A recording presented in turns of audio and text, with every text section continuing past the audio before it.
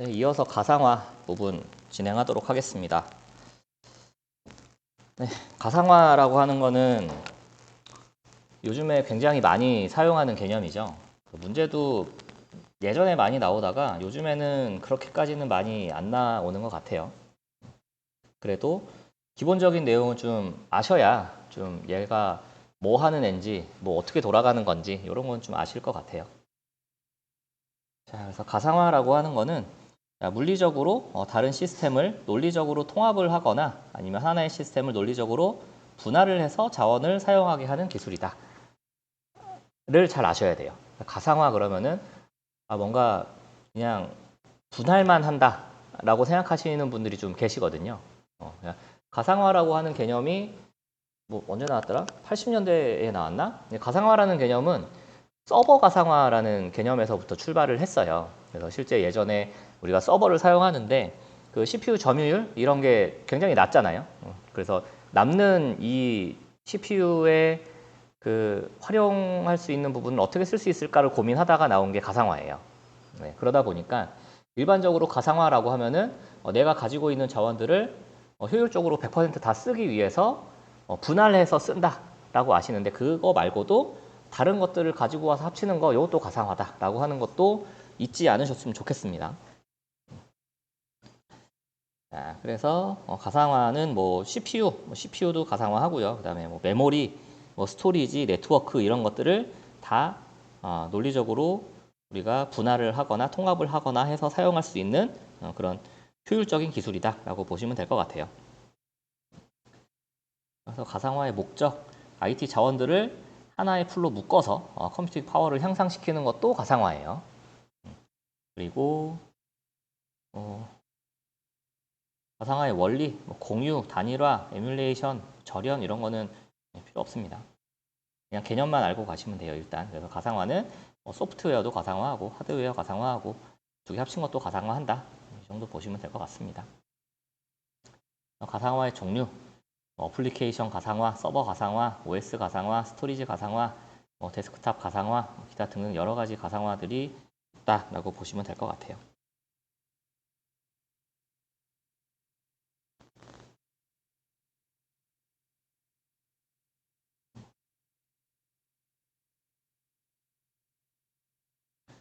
그래서 예전에는 이게 2018년에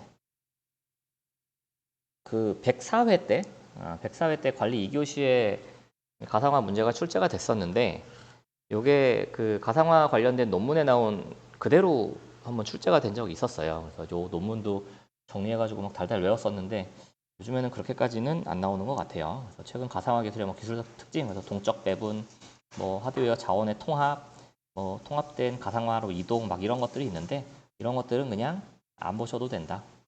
대신 알아야 되는 거는 VMM이라고 하는 거. 네, VMM. VMM. 하이퍼바이저. 가상화 공부하면 이런 내용들이 나오잖아요. 근데 이런 것까지 알아야 될까? 요즘에 되게 좀 고민이 많이 돼요. 안 나온 이런 내용들은 이런 기본적인 내용들이 나온 지가 되게 오래됐고 이거 말고도 출제할 게 많으니까 가상화 관련돼선. 근데 그럼에도 불구하고 아까 전에 말씀드린 것 같이 출제하시는 분들은 낼 거 없으면은 냅니다. 이것저것. 네. 그래서 알고 가셔야 돼요. 아셔야 된다. 자, 다시 위로 올라가서 제가 위에 있는지 아래에 있는지 좀 헷갈리네요.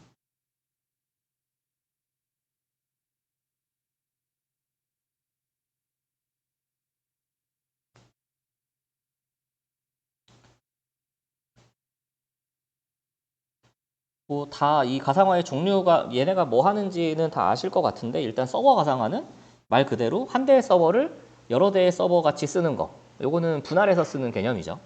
OS 가상화? 스토리지 가상화는 뭐죠? 스토리지 가상화는 이따 뒤에 나올 건데 요거는 반대 개념이에요. 여러 개의 스토리지들을 합쳐서 큰 스토리지 같이 만들어내는 거. 요게 스토리지 가상화. 데스크탑 가상화는 컴퓨터 화면을 가상화해서 원격에서 쓸 수 있게 만드는 가상화. 요 정도 보시면 될 것 같습니다. 가상화에서 사용되는 주요한 기술들은 방금 전에 보셨던 요 VMM이라고 하는 게 있고요. 그 다음에 하이퍼바이저라고 하는 게 있죠. 여기 아마 뒤에 나올 거예요 또.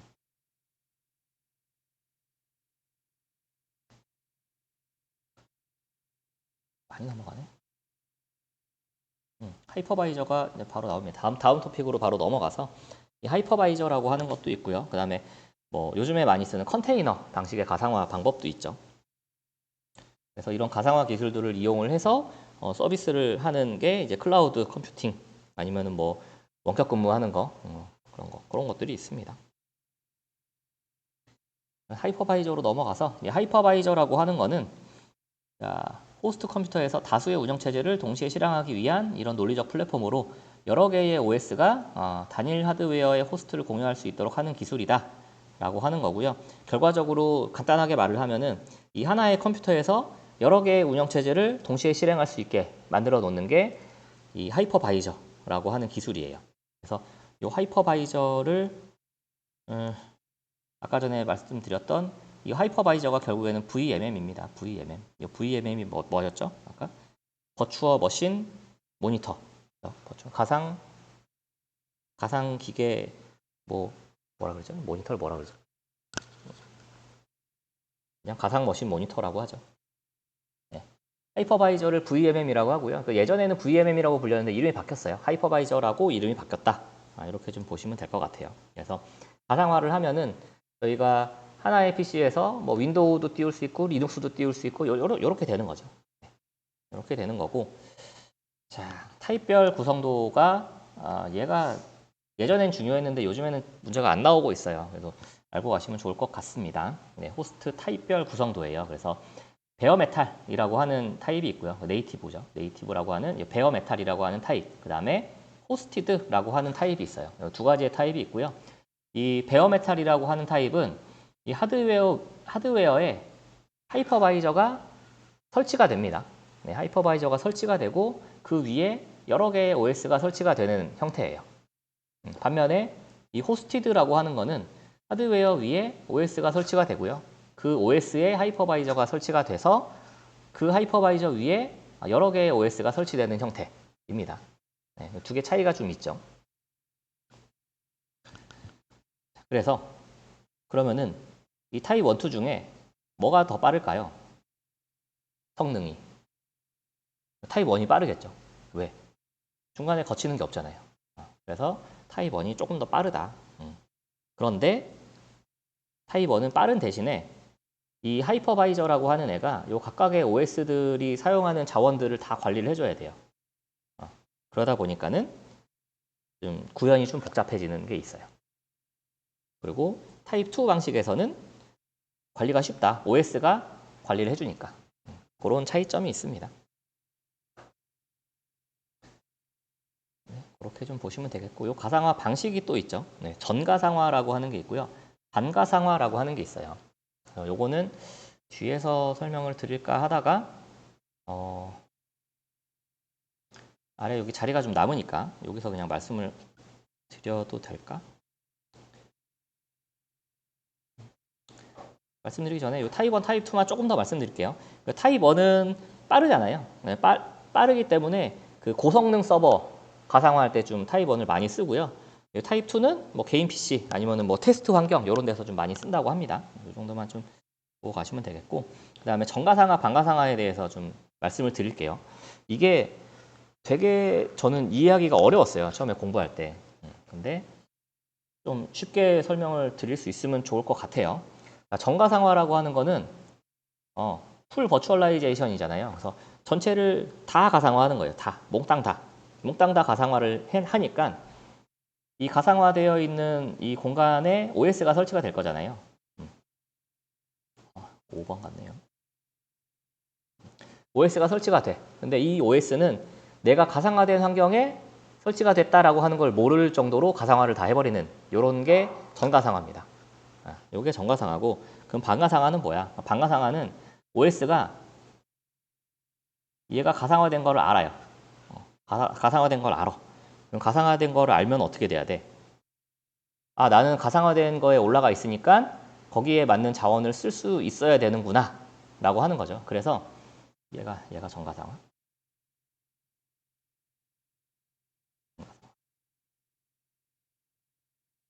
그래서 여기에 들어가는 OS는 가상화된 자원을 활용할 수 있게 수정이 돼야 돼요. 수정 가능한 OS. 그래서 수정된 OS라는 표현이 이따가 뒤에 나올 거예요. 그래서 수정된 OS를 수정하려면 어떻게 해야 돼요? 그냥 일반적으로는 못하겠죠. 일반적으로는 못하고 우리가 내가 가상화 환경을 만들어서 OS를 설치를 할 건데 윈도우를 쓸 거야. 이게 될까요?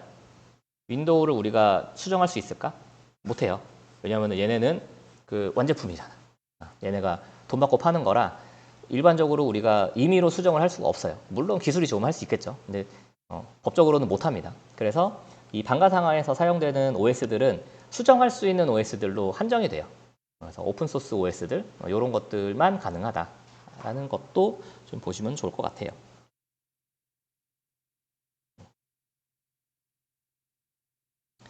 자, 그러면은 아까 전에는 타입 1, 타입 2에서 타입 1이 좀 더 빨랐잖아요. 그러면은 정가상화하고 방가상화에서는 뭐가 좀 더 빠를까요?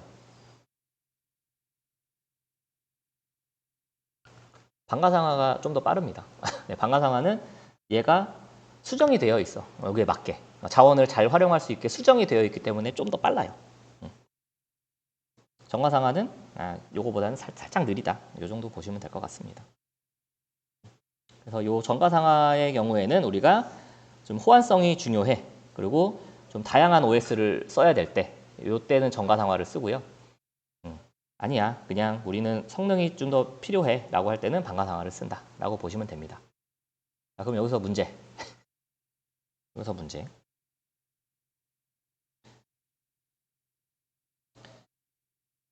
타입 1에서는 정가상화를 쓸 수 있을까요? 방가상화를 쓸 수 있을까요?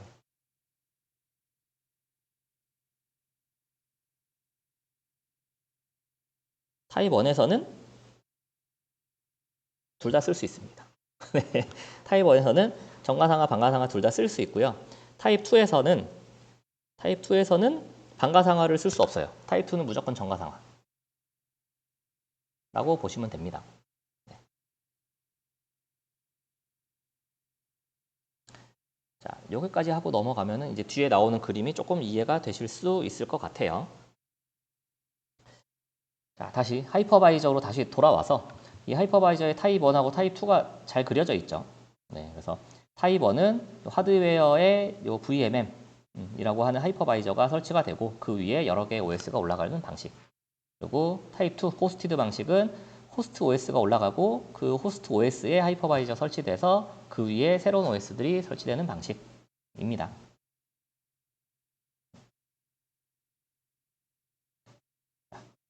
그러면 여기서 보시면은 자, 장점에 게스트 OS에 제약이 없다고 되어 있잖아요. 그래서 윈도우즈에서 뭐 FreeBSD까지 다양한 OS를 지원한다라고 되어 있는 게 정가상화만 지원해서 그런 거예요. 좀 보시면 될 것 같습니다. 넘어가고요. 그다음에 서버 가상화로 넘어갈게요. 자, 서버 가상화는 아까 전에 말씀드렸던 방금 전까지 말씀드렸던 가상화 내용이 서버 가상화 내용이다라고 보시면 돼요. 왜냐하면은 우리 가상화라는 개념은 서버 가상화부터 출발을 했으니까. 그래서 CPU, 메모리, 하드디스크 등 서버 자원들을 가상화 기술을 적용해서 뭐 다양하게 서비스하는 기술을 서버 가상화라고 한다. 특징은 온디맨드, 뭐 실시간성, 확장성 뭐 이런 게 있다. 가상화의 용도 뭐 이런 거는 그냥 아까 전에 말씀드렸던 내용이고 똑같은 내용들이 계속 나옵니다. 그래서 하이퍼바이저 가상화를 할 때는 우리가 정가상화 방식이 있고 방가상화 방식이 있어요. 근데 정가상화는 전체를 가상화하니까 OS들이 그냥 설치가 된다. 그냥 게스트 OS를 쓰면 된다. 라고 해서 여기에 게스트 OS들이 올라가 있는 거예요. 하이퍼바이저 바로 위에. 그런데 방가상화는 얘네가 내가 가상화된 걸 알고 있기 때문에 내가 자원을 써야 돼. 그래서 OS가 수정이 돼야 돼. 그래서 여기에는 모디파이드 된 OS들이 올라가는 거예요. 그래서 그림이 이렇게 그려지는 거다를 이해하셨으면 좋겠습니다. 뭐 OS 레벨 가상화 뭐 이런 것도 있는데 그냥 참고하시고요. 가상화 하면은 또 빠질 수 없는 게 컨테이너하고 도커라는 내용들이 나오죠. 그거는 또 이따가 나오니까 넘어가겠습니다. 자, 스토리지 가상화로 넘어갈게요. 스토리지 가상화. 저는 처음에 스토리지 가상화도 되게 헷갈렸어요. 이 스토리지 가상화 내용을 아무리 읽어봐도 이해가 안 되는 거야. 왜냐면은 제가 이해한 가상화는 무조건 잘잘하게 쪼개가지고 여러 명이 쓰는 거를 가상화라고 생각을 하고 있었기 때문에 스토리지 가상화 내용을 읽어봐도 이해가 안 됐던 거죠. 가상화는 여러 개를 통합하는 것도 가상화다라는 거를 좀 다시 한번 생각하고 가시면 편합니다. 자, 스토리지 가상화 발전 과정 보시면은 이기종강 통합 관리가 일단 있어요. 여기부터 막히는 거지. 아까 전에 저같이 생각하고 계셨으면. 스토리지 가상화라고 하는 거는 물리적 스토리지 구성하고 위치 관계없이 독립적인 논리적인 스토리지 환경을 구성하고 논리적 스토리지에 대한 통합, 그다음에 동적 자원 할당이 가능한 그런 서비스 인프라를 말을 한다. 라고 합니다. 그래서 이 물리적으로 여러 개로 나눠져 있는 이런 스토리지들을 하나로 합쳐져 있게 보이게끔 만드는 게 스토리지 가상화다 라고 하는 거예요. 그래서 저장 장치가 여러 개 있는데 이거를 한 화면에서 그냥 통으로 볼 수 있게끔 해주는 게 스토리지 가상화고, 뭐 저장소가 부족해요. 그러니까 스토리지가 부족해. 그러면은 임의로 막 추가하기가 쉬운 거죠. 이 가상화 기술을 쓰면. 그리고 이 여러 개의 장치들을 통합해서 관리를 하다 보니까 이 성능을 또 균등하게 좀 배분을 해서 사용할 수가 있는 거죠. 자, 그래서 스토리지 가상화는 뭐 블록 단위냐, 아니면 스토리지냐, 아니면은 뭐 블록 단위 뭐 파일 공유하는 거냐, 뭐 이런 식으로 좀 나눌 수가 있다 정도만 보시면 될 것 같고요. 뭐 설치 위치에 따라서 뭐 네트워크에 하느냐, 스토리지 중심으로 하느냐, 뭐 서버에 있는 걸 하느냐, 뭐 이런 식으로도 나눌 수 있다 정도 보시면 되고, 그다음에 뭐 아웃 오브 밴드하고 인밴드 방식이 있는데 처리 방식이에요. 얘는 처리 방식이고, 아웃 오브 밴드 방식은 가상화 장비가 개입하지 않는 방식, 그다음에 인밴드 방식은 장비가 중간에 개입하는 방식, 이 두 가지로만 보시면 될 것 같습니다. 이렇게 보시면 될 것 같고, 그다음에 자, 그러면은 그래서 또 퀴즈. 스토리지 가상화는 자, 스토리지 가상화는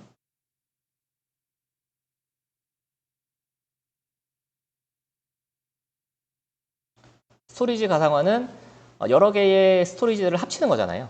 그죠? 그러면은 하나의 스토리지를 쪼개는 걸 뭐라 그럴까요?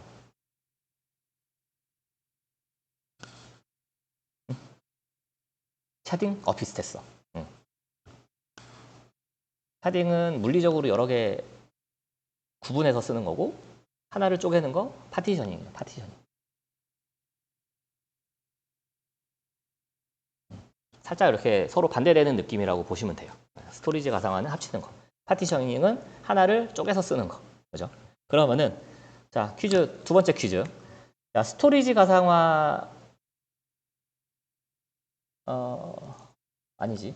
저희가 클라우드에서 자원을 받잖아요. 그죠? 뭐 클라우드에 100기가가 있어. 근데 나는 10기가를 받았어. 요거는 처리하는 걸 뭐라 그럴까요? 이렇게 처리하는 거.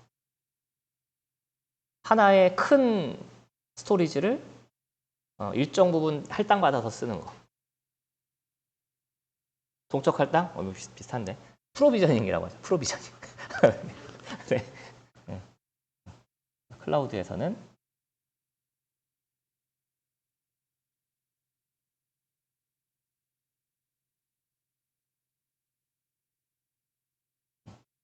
그래서 얘네가 우리가 따로 공부를 했지만 이렇게 좀 연관지어서 좀 생각하시면은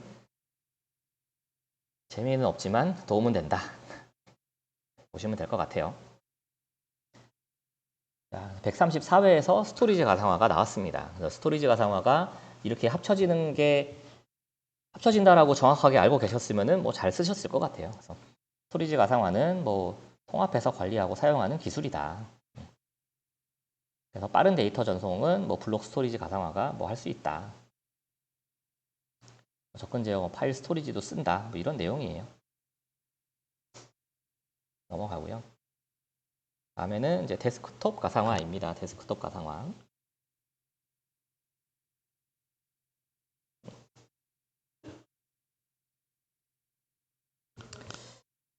자, 데스크톱 가상화는 저희가 혹시 원격 근무 해보신 분들은 잘 아실 것 같아요. 네, VDI라고 하는 거죠. 네, 버추얼 데스크탑 인프라스트럭처라고 하는 VDI를 생각하시면 됩니다. PC의 구성 요소를 가상화해서 중앙 서버에 집중하고 원격에서 사용자가 접속해서 사용하는 컴퓨팅 환경을 데스크톱 가상화라고 한다. 그래서 아까 전에 보셨던 이 데스크톱 가상화를 클라우드로 제공하는 게 다스죠. DAAS. 뭐 구성도도 뭐 별거 없습니다. 그냥 이렇게 되어 있는 것들을 다 가상 머신으로 쪼개서 우리가 클라이언트에 제공한다 정도만 보시면 될 것 같고요. 데스크톱 가상화의 구성 요소, 뭐 단말기 필요하고, 뭐 세션, 브로커 서버, 인증 서버, 하이퍼바이저, 운영 서버, 공유 스토리지 이런 것들이 당연히 다 필요하겠죠. 가상화니까는 하이퍼바이저는 있어야 될 거고, 그다음에 운영 서버 있어야 되고, 공유 스토리지 있어야 되고, 뭐 다 그냥 있어야 될 애들이 다 있는 거예요. 뭐 구축식 고려사항, 뭐 가상화 대상, 뭐 라이선스, 뭐 이런 것들은 좀 고려를 좀 해야 되겠죠. 백업은 어떻게 할 것인지. 그래서 실제 그 VDI를 사용할 때도 이 데이터가 내가 사용했던 데이터가 남아 있게 하려면 조금 더 제대로 된 시스템이 있어야 돼요. 그래서 이게 비용이 더 많이 듭니다. 그 저장 공간까지 가지고 있으려면. 그래서 저장할 수 있는 그냥 백업이 가능한 VDI냐 아니냐 요거에 따라서도 좀 나눠진다. 이 정도 보시면 될 것 같아요. 그래서 백업도 좀 잘 생각을 해야 된다.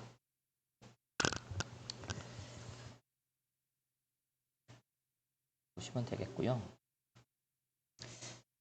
예전에 VDI 관련해서 이게 기출문제인지 뭐 모의고사였는지 정확하게 기억은 안 나는데 이 VDI는 사실상 환경을 제공을 하긴 하는데 화면도 전송을 해야 되거든요. 이게 그냥 단순한 환경에서 내 모니터로 연결돼서 거기서 작동을 하는 게 아니고 실제 화면에 있는 내용까지도 전달이 되는 그런 방식이에요. 그래서 이 화면에 있는 내용들을 이 화면을 어떻게 압축을 해서 어떤 프로토콜을 이용해서 보내는지 뭐 그런 것들까지도 예전에는 공부를 했었다. 그래서 그냥 참고만 이런 것도 있다 정도만 참고하시면 될 것 같아요. 다음은 애플리케이션 가상화입니다. 네. 가상화가 서버 가상화만 있으면 굉장히 편한데 뭐 다양한 가상화 방법이 있다 보니까 되게 공부하다 보면 헷갈렸어요. 그래서 스토리지 가상화는 합치는 거야. 그럼 어플리케이션 가상화는 뭐지? 왜 어플리케이션을 왜 가상화하지? 요거부터 좀 시작을 하시면 좋을 것 같아요. 그래서 이 어플리케이션 가상화라고 하는 거는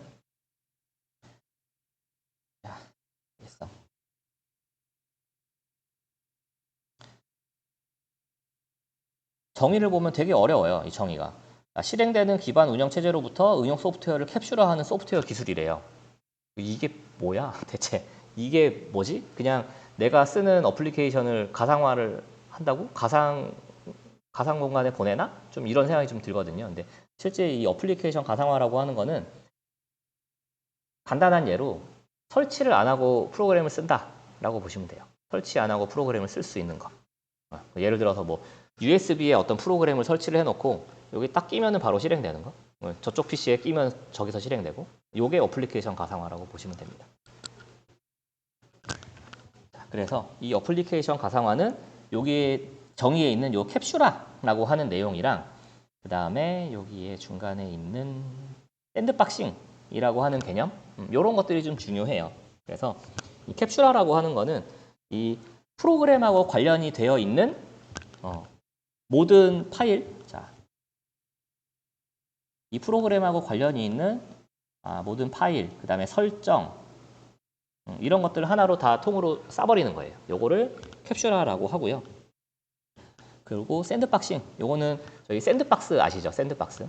우리 뭐 이런저런 거 실행해 볼 수 있는 그런 환경, 그런 환경이라고 좀 보시면 될 것 같습니다. 가상화된 환경에서 이 실제 운영체제에 영향을 주지 않는 그런 별도의 공간이라고 보시면 될 것 같아요. 그래서 이 샌드박싱 때문에 우리가 실제 그 가상화되어 있는 어플리케이션을 실행을 한다고 하더라도 실제 그 운영 서버에는 영향을 주지가 않는 거죠. 네. 그래서 요게 요 아래 그림을 보시면 이제 이해가 되실 거예요. 그림을 조금 확대하면은 잘 안 보이실 거라. 얘는 이제 네이티브 환경이에요. 기본적인 어플리케이션. 기본적인 어플리케이션을 우리가 설치하게 되면 이 운영체제에 있는 뭐 인풋, 아웃풋 시스템, 뭐 그래픽 드라이버, 하드웨어 인터페이스, 뭐 링크 라이브러리 이런 거하고 다 연결이 돼요. 그러니까 간단하게 말했을 때 저희 뭐 자바 개발하시는 분들은 자바 설치하면 막 환경 변수 설치하고 막 이상한 거 막 다 하잖아요. 그런 느낌이죠. 요 프로그램이 뭔가 잘 안 돌면은 이런 애들 막 다 꼬이잖아요. 그런 느낌이죠. 네이티브는. 그런데 가상화야. 가상화 환경이면은 자, 요 프로그램은 이 운영 시스템하고 전혀 관련이 없는 거예요. 얘네들이 다 에뮬레이트 된 애들하고만 작동을 하는 겁니다. 여기서. 요게 가상화 어플리케이션 가상화다. 요 개념이 그렇게 된다라고 보시면 되겠습니다.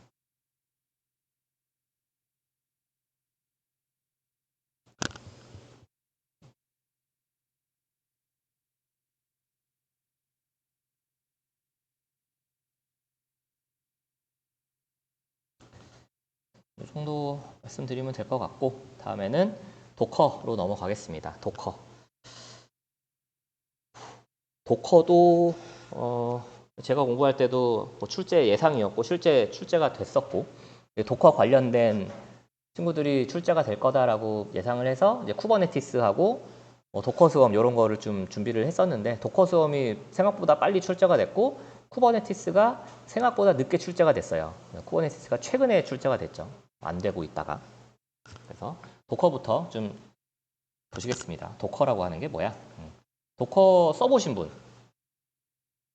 한 분 계시네요. 생각보다 도커를 쓸 일이 없어요. 네. 웬만한 뭐 운영 운영하시는 분들은 도커 쓸 일이 거의 없죠. 도커 얘기만 듣지 실제로 실체가 없는 느낌? 그렇죠? 도커라고 하는 거는 일단은 그 컨테이너에서 작동을 하는 그런 가상화 방법이다라고 보시면 돼요. 그래서 이 도커는 이 가상화 방식 중에 하나인데 하이퍼바이저가 없습니다. 네, 하이퍼바이저라고 하는 게 없고 리눅스 컨테이너 LXC라고 하는 기술을 바탕으로 애플리케이션을 격리가 키워드예요. 격리 상태에서 실행하는 곱하기 5 할게요. 가상화 기술이라고 합니다. 도커라고 하는 게. 근데 이건 옛날 얘기예요. 옛날 얘기다. 옛날에 도커가 처음 나왔을 때는 요 LXC라고 하는 리눅스 컨테이너 기반이었는데 요즘에는 그냥 컨테이너 기반으로 바뀌었어요. 리눅스 기반이 아니고요. 도커의 특징, 도커가 뭐야? 그러니까 이 정의만 봐서는 잘 모르겠죠. 그래서 컨테이너라고 하는 거는 저희 이게 뭐 화물 운송, 저 배 가지고 화물 운송할 때 여기 싣는 이 컨테이너 있잖아요. 그거 그냥 생각하시면 돼요. 그래서 실제 도커의 이미지 로고를 봐도 이렇게 고래가 한 마리 있고 이 고래 등에 컨테이너가 막 이렇게 쌓여 있는 이런 로고예요. 실제 그 컨테이너다라고 보시면 됩니다. 요 내용물들은 이 다른 컨테이너하고는 전혀 별개잖아요. 따로 딱 분리되어 있는 그런 가상 공간을 컨테이너라고 한다라고 보시면 되고 요 컨테이너 안에 이 도커 엔진이 돌면서 그 안에서 이 가상화 되어 있는 환경을 만들어 주는 거예요. 그래서 그림을 보실게요. 자, 기존의 가상화 방식입니다. 왼쪽은. 자, 그래서 얘는 호스트 운영 체제가 있고 요 위에 하이퍼바이저가 있네요. 얘는 그러면은 타입 뭘까요? 타입 2죠. 네, 호스트 운영 체제가 있으니까 타입 2 방식, 호스티드 방식이에요. 지금 여기 나와 있는 그림은. 어쨌든 그거는 생략하고 하이퍼바이저 위에 여기에 이렇게 가상 머신 VM이라고 하는 게 있어요. 가상 머신이에요. VM이 가상 머신. 요 가상 머신에 기존 가상화는 하이퍼바이저 위에 OS가 무조건 있었죠. 네. 그래서 얘네는 이 가상 머신마다 OS가 있어요. 그러다 보니까는 무거워요. OS 설치하면은 예전에도 그랬죠. 윈도우 설치 한번 하면은 막 용량 막 확 엄청 먹잖아요. 무거워 얘네가 돌 때. 그런 반면 이 도커라고 하는 거는 이 호스트 운영체제 위에 설치가 됩니다. 위에 설치가 되고 운영체제가 있어요. 운영체제는 공동으로 사용해요. 운영체제는 공동으로 사용하고 여기 컨테이너 안에서는 우리가 사용할 어플리케이션들만 설치를 해서 쓴다라고 보시면 돼요. 그래서 가볍다라고 보시면 됩니다. 그래서 실제로는 도커 되게 많이 쓰시죠. 그 일반 VM 잘 안 쓰시죠. 요즘에 VM 쓰는 데가 잘 모르겠어요. 요즘에 도커를 그렇죠. 엔간에서 도커 많이 씁니다. 빠르고 가볍고 설정이 간편하고 그래서 많이 써요. 빠릅니다. 그래서 기존 가상화는 다양한 OS 환경을 운영하는 데 적합해. 왜? OS가 다 설치가 되니까. 근데 도커는 이 단일 규정 OS를 더 빠르게 생성하고 뭐 사용하는 데 유리하다라고 하죠. 예전에는 OS가 여러 개 필요했던 것 같아요. 근데 요즘에는 그냥 리눅스 쓰면 리눅스가 엔간한 거 다 돼요. 그러다 보니까 운영체제가 여러 개 있을 필요가 없어서 도커를 더 많이 쓰는 것 같습니다. 자, 도커의 구성 요소로 가서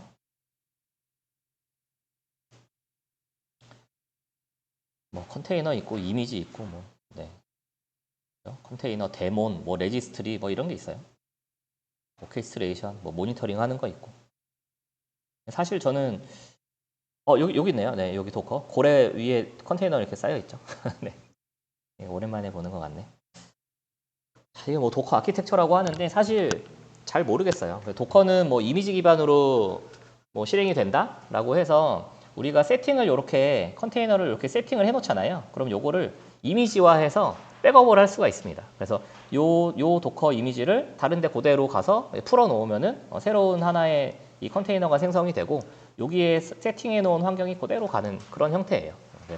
그래서 여기에 있는 이미지가 그 이미지다라고 보시면 될 것 같고요. 그다음에 컨테이너는 무조건 있다. LXC는 옛날 얘기다 라고 보시면 될 것 같아요.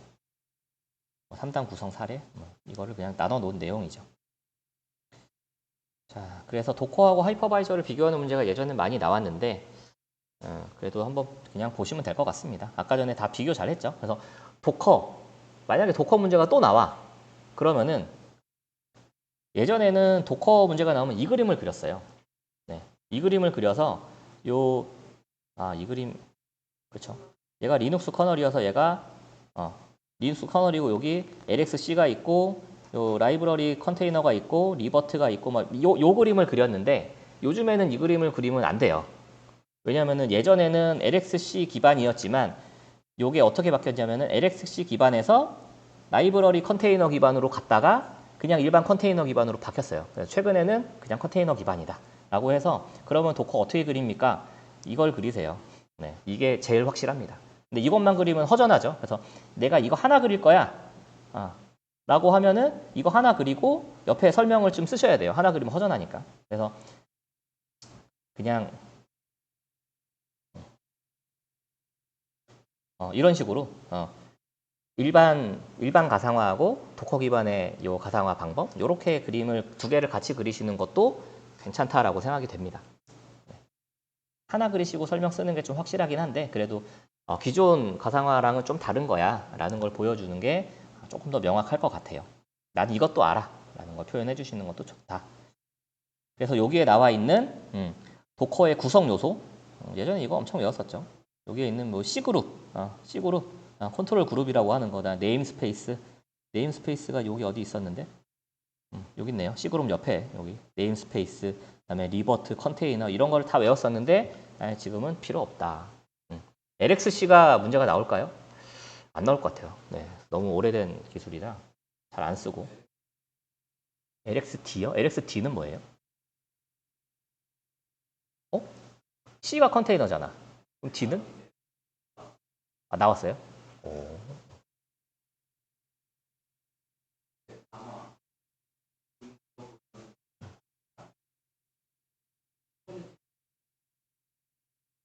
음, 맞아요. 정답입니다. 쿠버네티스 할 때 말씀드리려고 그랬는데 스포 당했네요. 네, 그렇습니다. 도커도 많이 써요. 네, 많이 쓰긴 하는데 방금 말씀하신 대로 쿠버네티스 가서 말씀드릴게요. 네. 도커는 어쨌든 요 정도만 보시면 된다. LXC 여기 있는 거 이거 뭘 봐요. 필요 없다. 개념만 알고 가시면 됩니다. 컨테이너 기반이고 격리. 어쨌든 그런 기본 베이스는 중요하니까 그렇게 좀 잘 챙기시면 될 것 같고요. 가상머신하고 예전에 많이 비교했어요. 많이 비교했고. 그 다음에 이제 나온 게 이제 컨테이너 오케스트레이션 쿠버네티스라고 하는 게 있죠. 요거는 토픽이 따로 있기 때문에 넘어가서 여기서 보겠습니다. 여기 이제 다음 토픽이 컨테이너하고 리눅스 컨테이너인데 넘어갈 거예요. 네, 안 할 거야. 너무 오래된 자료입니다.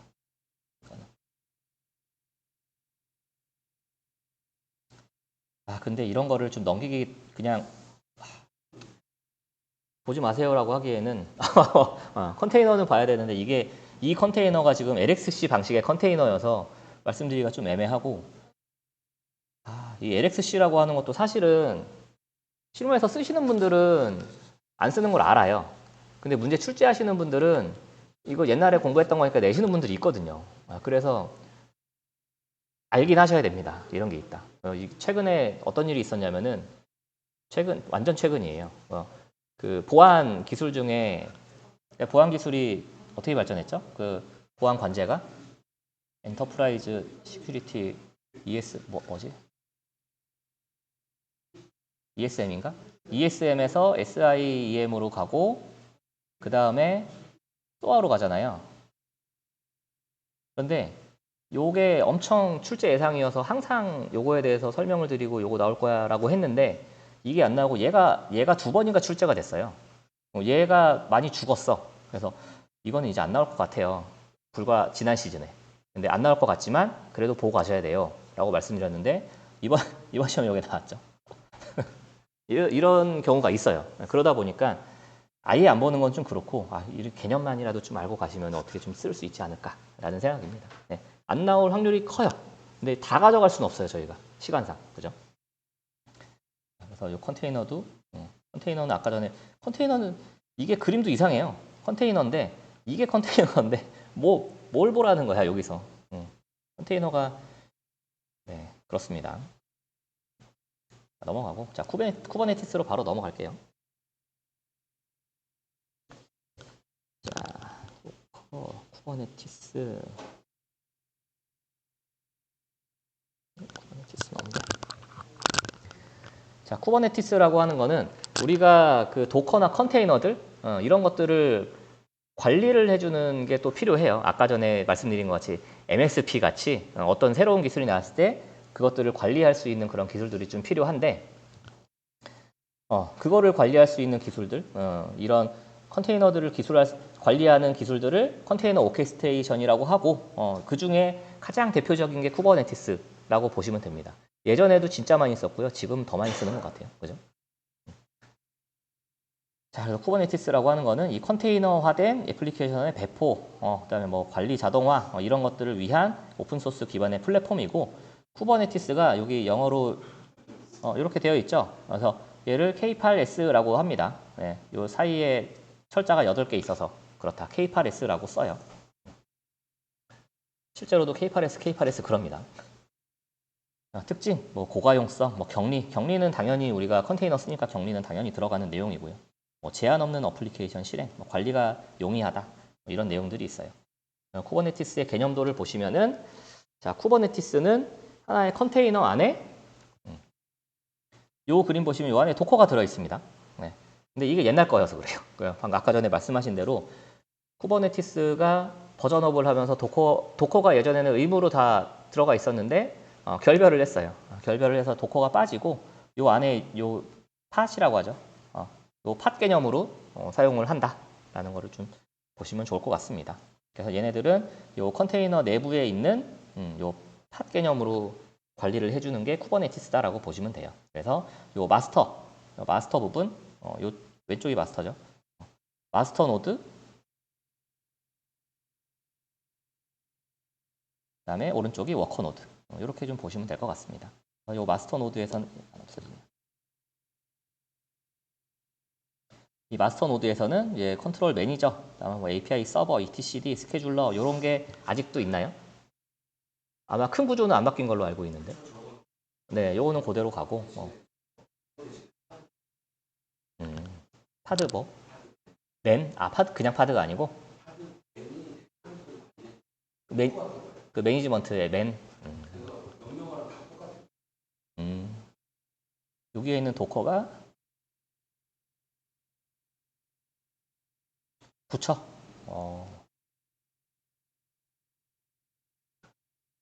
이렇게 바뀌었다고 합니다. 네. 요 파드들을 관리하는 것들, 이렇게 파드맨이 관리한다. 도커가 아니고. 네, 그렇습니다. 그래서 쿠버네티스는 최근에 나와서 안 나오지 않을까 싶기도 합니다. 그렇죠. 네, 그래서 요 구성도 그냥 그려주시면 되고 여기서 도커만 빼고 얘가 파드맨이 되면 되겠네요. 그죠? 파드맨이라고 하는 거 개념 좀 챙겨가시면 좋겠습니다.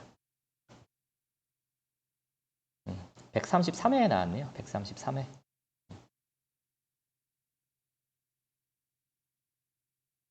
133회에서 해설하신 분도 결국에는 도커가 있는 거를 가져오셨어요. 그러니까 안 쓰시는 분들은 몰라요. 얘가 있는지 없는지. 그래서 이런 것들은 이렇게 정말 실무에서 활용하시는 분들의 의견을 듣고 하는 게 굉장히 좋다고 생각합니다. 그래서 마스터 노드에는 API 서버, 스케줄러, 컨트롤러 매니저, etcd라고 하는 게 있고 요 각각의 팟들을 파드맨이 관리를 한다. 이렇게 보시면 되겠네요.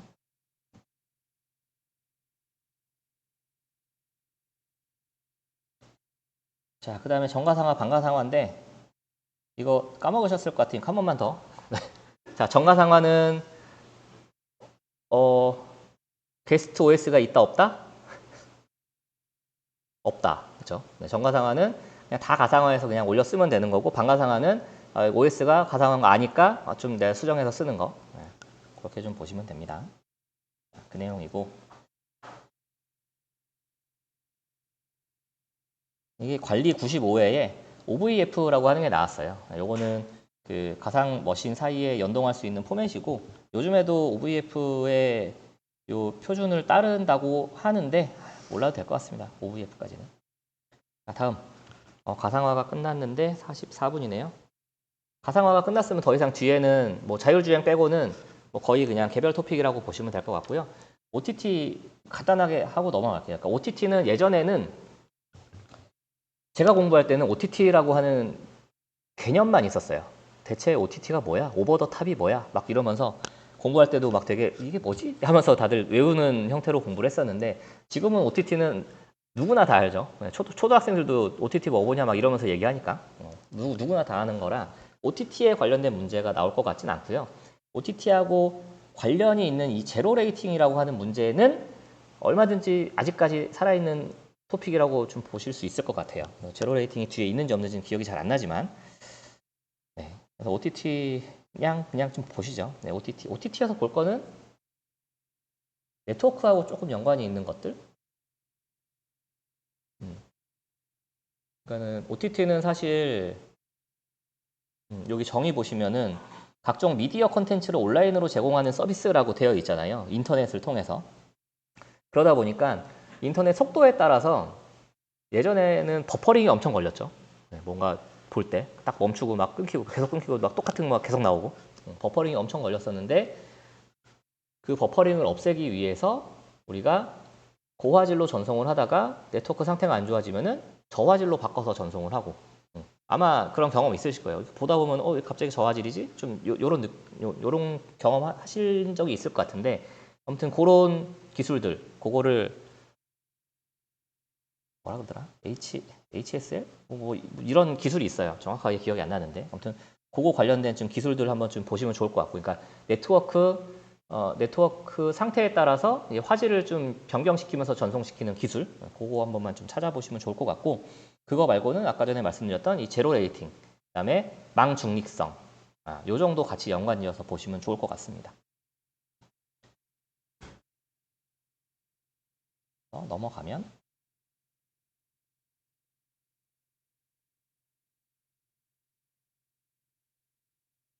여기 제로 레이팅에 대해서 개념이 나와 있어요. 통신 사업자가 스폰서하는 제휴 콘텐츠에 대해서 무선 데이터를 과금하지 않는 형태로 통신 서비스 특화된 형태의 요금에 특혜를 주는 서비스인 거죠. 그래서 예전에 뭐가 있었죠?